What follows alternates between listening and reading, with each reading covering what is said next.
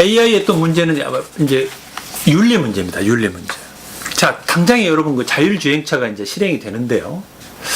자, 자율주행차가 자동차끼리 사고만 예방하는 게 아니고 사람을 앞에 왔어요. 이걸 이제 그 유명한 그 뭡니까? 정의란 무엇인가라는 책에 이제 소개가 됐죠. 그 트롤리 딜레마라는 게 있어요. 트롤리라는 이제 기차가 이렇게 가는데 이쪽 선로로 가냐, 이쪽 선로로 가냐, 이쪽에는 두 명이, 이쪽으로 가면 두 명을 치고, 이쪽으로 가면 5명이 치인다 그러면 이 선로를 어떻게 가야 되느냐. 뭐 이런 게 이제 정의 문제 때 논의되는 사례인데요. 그걸 트롤리 딜레마라고 그러는데, 이제 자율주행차에도 그런 게 적용이 되는 거잖아요. 자율주행차가 이제 지가 운전하고 가요. 그런데, 갑자기 급격한 이제 상황에서 선택을 할 수밖에 없는 상황. 그 딜레마에서 어떻게 할 거냐. 이런 문제죠. 이럴 때는 당연히 윤리 문제가 개입이 된다는 거죠. 또 하나가 이제 그 알고리즘의 차별행위라는 게 뭐냐면, 요즘 여러분 그 네이버나 이런 데 검색을 해보세요.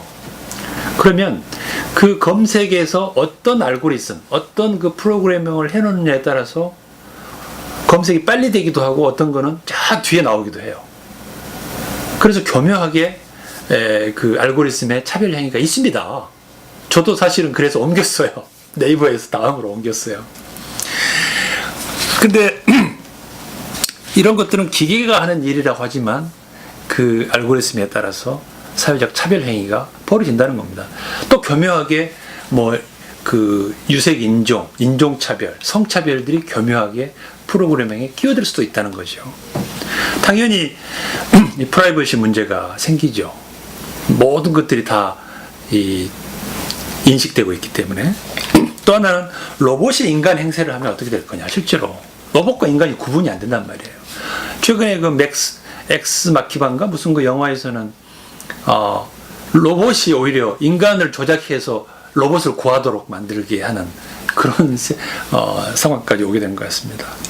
그래서 이 저자는 로봇 규제법을 만들어야 된다 이렇게 주장합니다. 로봇을 규제하는 법을. 이것은 이제 그 붉은 깃발법에 비교를 해서 튜링 붉은 깃발법이라고 이름을 붙이더라고요.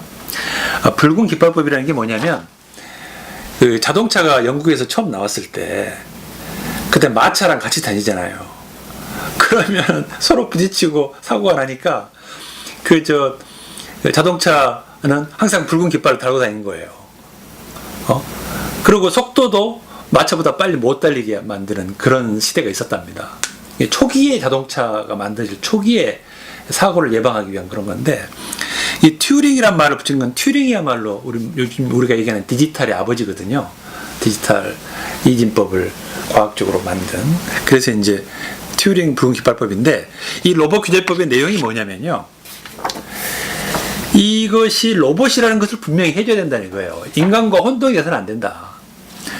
그래서 이 자율 시스템은 그 이외의 것으로, 자율 시스템이 아닌 것으로 오인되도록 해서는 안 된다.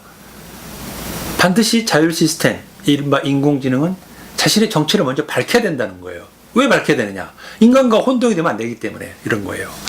그래서 자율주행차는 자율주행차에 식별할 수 있는 표시를 해야 되고, 애완 로봇도 애완견과 비슷하니까 이제 사람과 같이 이렇게 정을 붙이다가 나중에는 그 애완 동물을 너무 사랑한 나머지 인간보다 더 우선할 수도 있잖아요.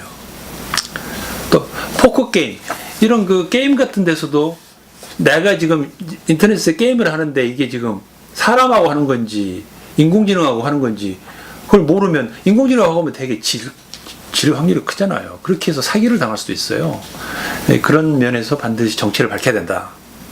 언론 기사도 마찬가지죠. 이게 요즘 기사 보면 뭐 홍길동 기자 다 얘기하잖아요. 자기 책임을 잇는 기사라는 얘기를 하고 있는 건데, 그 AI가 만든 기사도 반드시 그걸 밝혀야 된다라고 하는 얘기를 하고 있습니다.